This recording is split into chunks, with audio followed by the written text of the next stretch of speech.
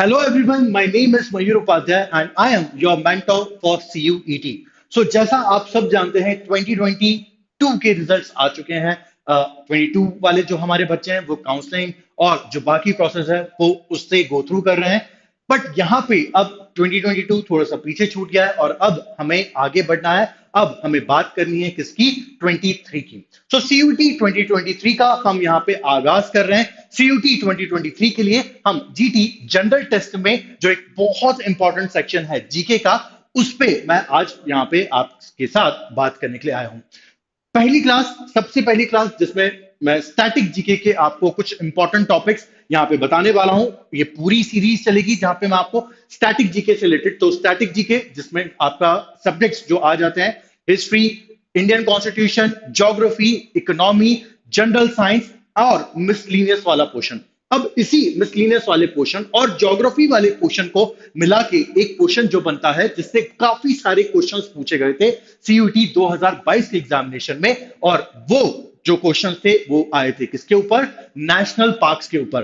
जैसा आप सब लोग जानते ही हैं कि नेशनल पार्क आजकल बहुत ज्यादा न्यूज में भी चल रहा है, और कूनो पालपुर नेशनल पार्क जो कि एमपी मध्य प्रदेश में है, प्लीज कमेंट बॉक्स में मुझे बताइएगा कि ये कूनो पालपुर नेशनल पार्क मध्य प्रदेश की किस डिस्ट्रिक्ट का पार्ट है। ठीक है, तो प्लीज कमेंट बॉक्स में इसका आंसर आप सब लोग मुझे दीजिएगा।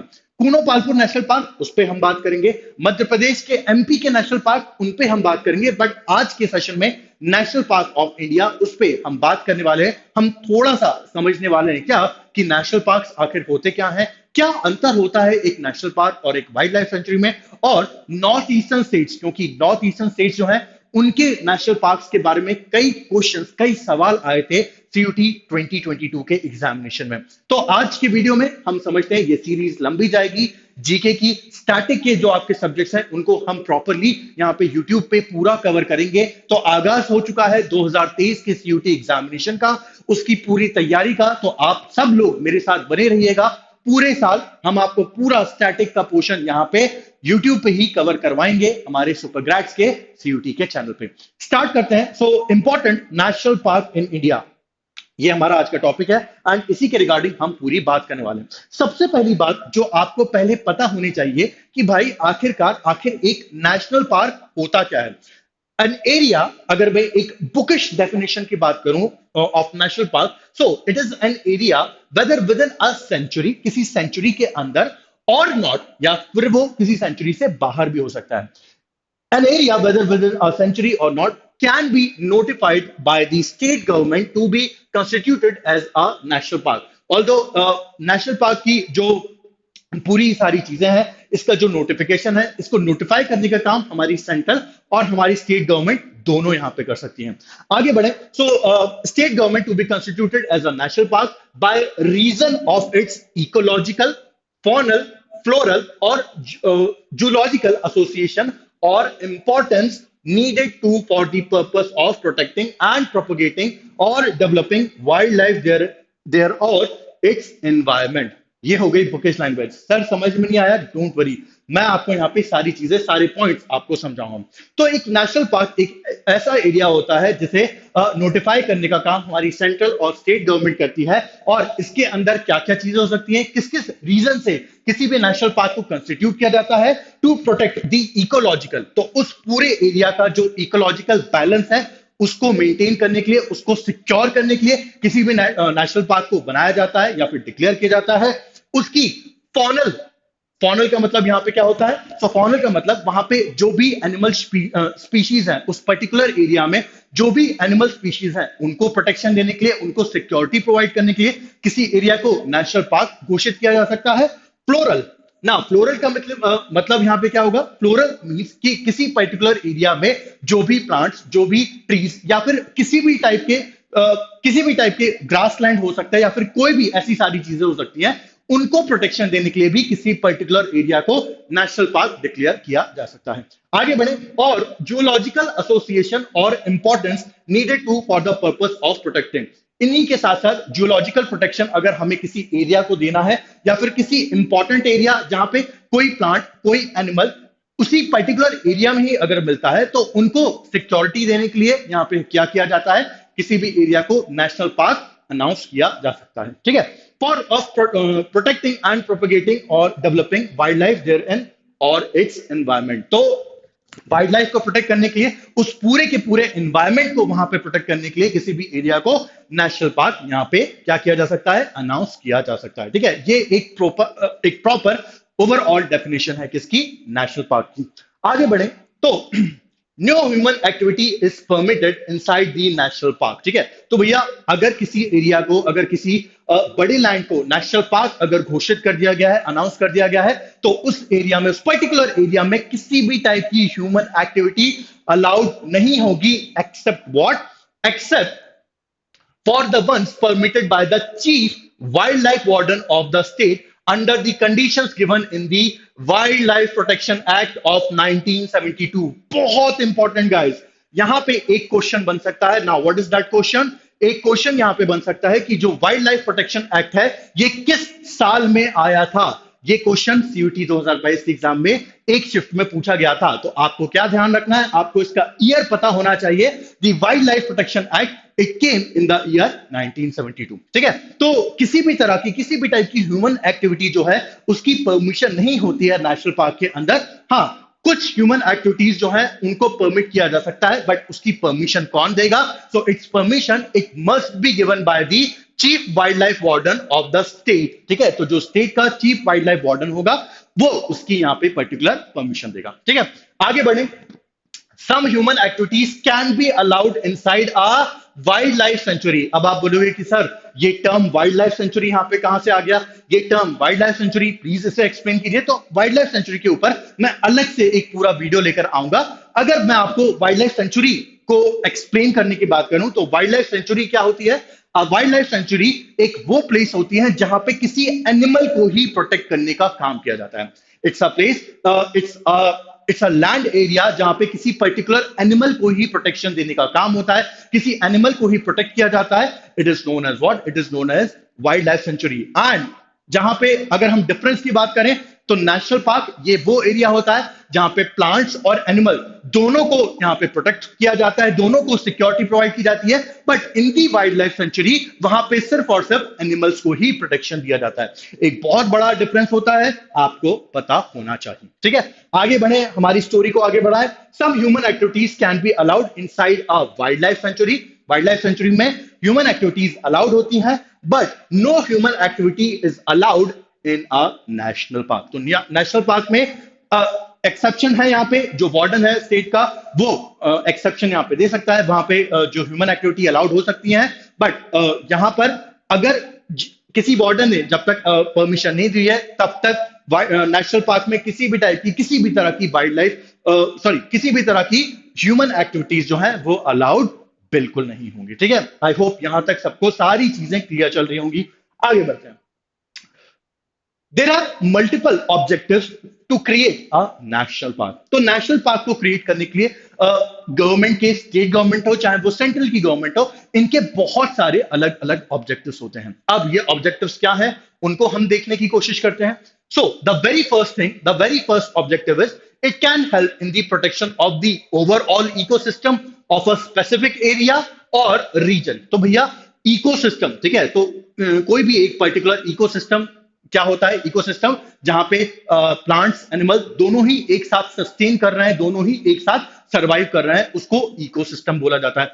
And ecosystem it can be as small as a drop of water and an ecosystem it can be as big as an ocean. तो एक पानी की बूंद वो भी एक इकोसिस्टम है, और एक समुद्र, एक पूरा ओशन, एक पूरा सी, वो भी अपने आप में एक इकोसिस्टम है। ठीक है, so it can help the protection of the ecosystem of a specific area.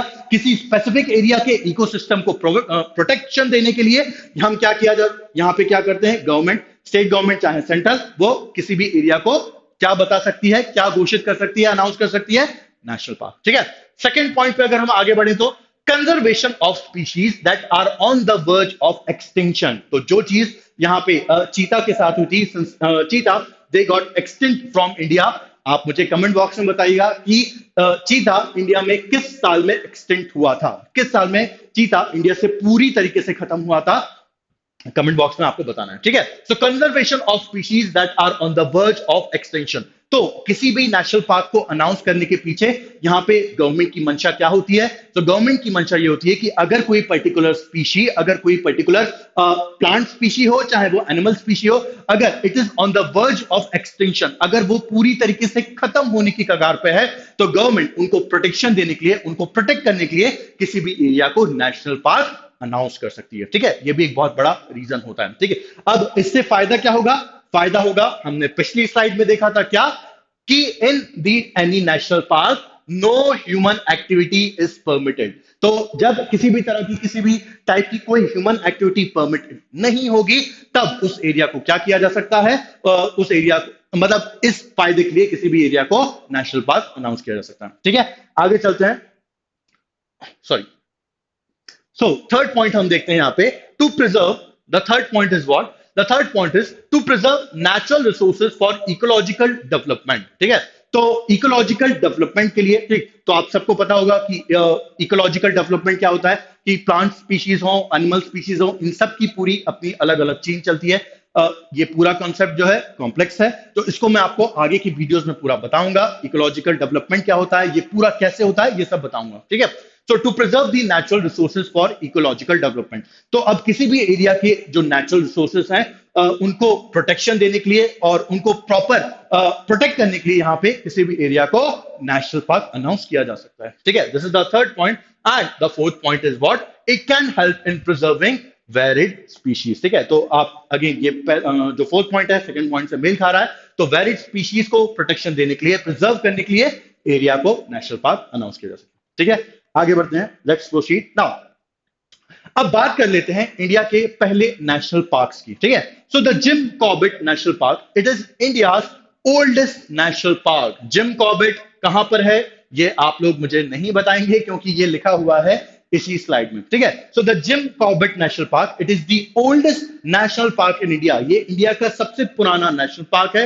It is located where? So this Jim Corbett national park, it is located in Uttarakhand. ठीक है, ये कहां पर है? ये उत्तराखंड में लोकेटेड है। ठीक है, and it was established in which year? So the Jim Corbett national park, it was established in the year 1936। इसे 1936 में एस्टैब्लिश किया गया था, बट एट दैट टाइम इसका नाम कुछ अलग था। ठीक है, so the Jim Corbett national park, it was, पहले इसका नाम क्या था? Heli national park. So its earlier name was Haley National Park, जब ये नेशनल पार्क बनाया गया था, and later on its name it got changed to Jim Corbett National Park. Please ये पॉइंट्स बहुत इंपॉर्टेंट है, कई बार बहुत सारे एग्जामिनेशंस में पूछा गया है, आपको ध्यान रखना है। ठीक है, आगे चलते हैं। सो जिम कॉर्बेट जो है, ये इंडिया का सबसे पहला नेशनल पार्क है, जो 1936 में बनाया गया था। ठीक है, आगे चलें। Hemis national park, Hemis national park which is located in Ladakh, ये कहां पर है? ये लद्दाख में लोकेटेड है। So the Hemis national park which is located in Ladakh is the largest national park in India. ये इंडिया का सबसे बड़ा, ये इंडिया का लार्जेस्ट नेशनल पार्क है।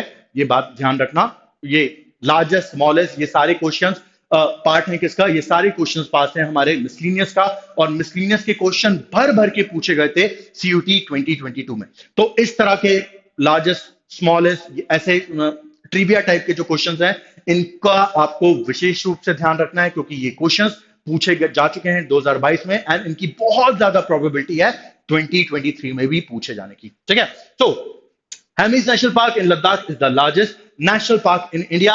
Hemis National Park is globally famous for its snow leopard. It is believed to have the highest density of them in any protected area in the world. तो जो snow leopard होता है, उसके लिए famous है बहुत ज्यादा हमारा Hemis national park. And snow leopard की जो डेंसिटी है, ठीक है, घनत्व जिसे बोला जाता है, so snow leopards density, it is highest in the world. Where? It is highest in the world in the Hemis national park. ठीक है, आई होप आप सबको यहां तक सारी चीजें समझ में आ रही होंगी। लेट्स प्रोसीड, आगे चलते हैं, और अब हम यहाँ पे बात कर लेते हैं नॉर्थ ईस्टर्न स्टेट जो हैं, क्योंकि नॉर्थ ईस्टर्न स्टेट्स का मैं यहाँ पे स्टार्ट इसलिए कर रहा हूं क्योंकि इनके बारे में बहुत क्वेश्चन आए थे 2022 में। ठीक है, और नॉर्थ ईस्टर्न थोड़े से मुश्किल होते हैं याद रखना, बट हाँ, एक बार अगर आपने प्रॉपरली पढ़ लिया, समझ लिया, एक बार दिमाग में बिठा लिया, फिर आप इनको बिल्कुल नहीं भूलोगे। हाँ, कॉन्स्टेंट रिविजन की जरूरत हमें पड़ती रहती है। ठीक है, so national park north eastern states की अगर हम यहाँ पे बात करें, सो आसाम स्टेट की हम बात करें, तो डिब्रू साइखोवा नेशनल पार्क, आसाम, ये आसाम में आता है। काजीरंगा नेशनल पार्क बहुत फेमस है। काजीरंगा नेशनल पार्क किस एनिमल के लिए फेमस है, अगेन आपको मुझे बताना है इन दी कमेंट बॉक्स, ठीक है। तो Dibru Saikhowa national park Assam, Kaziranga national park, Manas national park, Orang national park and Nameri national park, ये सारे की सारे जो नेशनल पार्क हैं ये कहां पे सिचुएटेड हैं? तो all these national park they are the part of the Assam state of India, ठीक है। सो ये आसाम स्टेट के हमारे सारे नेशनल पार्क हैं। आगे अगर हम बढ़े तो आंध्र प्रदेश की यहां पे बात करें, सो पापीकोंडा नेशनल पार्क और श्री वेंकटेश्वरा पार्क, ये दोनों नेशनल पार्क कहां पर हैं? They both are in AP, they both are in Andhra Pradesh, ठीक है। आगे हम और बढ़े तो मिजोरम की अगर हम यहां पे बात करें, सो Murlen national park of Mizoram, ये फेमस है। ब्लू माउंटेन नेशनल पार्क, ये क्वेश्चन एक बार आया है सीयूटी के एक एग्जाम में, एक स्लॉट में ये सवाल पूछा गया था, the blue Mountain national park ये किस स्टेट में आता है इंडिया के? अच्छा एक बात प्लीज ध्यान रखिएगा, नेशनल पार्क कभी भी उसकी डिस्ट्रिक्ट, कभी भी उसका सिटी नहीं पूछा जाएगा।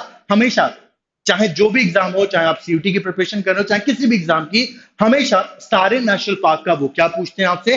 पर्टिकुलर स्टेट पूछा जाता है कि ये नेशनल पार्क जो है ये किस पर्टिकुलर स्टेट में है, ठीक है। तो प्लीज आपको स्टेट ही ध्यान रखना है, सिटी डिस्ट्रिक्ट पे ध्यान ज्यादा मत देना, ठीक है। So Murlen national park which is in Mizoram and Blue Mountain national park it is also in Mizoram, ये दोनों ही हमारे मिजोरम के नेशनल पार्क हैं। आगे हम अगर बढ़े तो इसके बाद सिक्किम में हमारा आ जाएगा कंचनजंगा नेशनल पार्क, बहुत फेमस है। एंड त्रिपुरा की अगर हम बात करें तो clouded leopard national park, again ये किसके लिए फेमस है आप खुद ही समझ गए होंगे। And the last one of Tripura is Bison national park. तो ये जो नेशनल पार्क है सिक्किम और त्रिपुरा में ये नेशनल पार्क पाए जाते हैं, प्लीज इनको ध्यान रखिएगा, इनको प्रॉपरली रिवाइज करते रहिएगा क्योंकि आपके अपकमिंग एग्जामिनेशंस में इनके पूछे जाने की प्रोबेबिलिटी बहुत ज्यादा है, ठीक है। आई होप आप सबको यहाँ पे ये जो पार्ट 1 है नेशनल पार्क का वो पसंद आया होगा। इन पार्ट 2 हम बाकी जो स्टेट्स हैं जिसमें से सबसे फेमस है एमपी, मध्य प्रदेश, एमपी में बहुत सारे नेशनल पार्क पाए जाते हैं यहाँ पे, ठीक है। तो एमपी के सारे जो नेशनल पार्क है उनके बारे में मैं आपको एक्सप्लेन करूंगा एंड इनके साथ साथ हमारे जो हिंदी बेल्ट है वहां पे जो नेशनल पार्क पाए जाते हैं उनके बारे में मैं आपको पूरी सारी चीजें एक्सप्लेन करूंगा। Hope you like this video, please do like us, do subscribe us. हम डेली आपके लिए कोई ना कोई वीडियो लेकर आते रहते हैं जिससे आपकी सीयूटी की जो प्रिपरेशन है 2023 की वो फर्दर बूस्ट अप हो सके। इसी के साथ साथ 2022 के बच्चों के लिए प्रॉपर काउंसलिंग सेशंस, उनके लिए जो भी नोटिफिकेशन रिलीज हो रहा है वो सब हमारे यूट्यूब चैनल पे बताया जा रहा है, समझाया जा रहा है। तो प्लीज फॉलो कर लीजिए, प्लीज सब्सक्राइब कर लीजिए ताकि आपको आगे कोई परेशानी ना हो। And please do click the bell icon, इससे हमारा जो भी वीडियो जब अपलोड होगा उसकी इंफॉर्मेशन आपके पास पहले ही पहुंच जाएगी। On that note this is Mayur signing off, see you on another video, किसी और वीडियो में मुलाकात होगी, तब तक के लिए बाय बाय गाइस, बाय।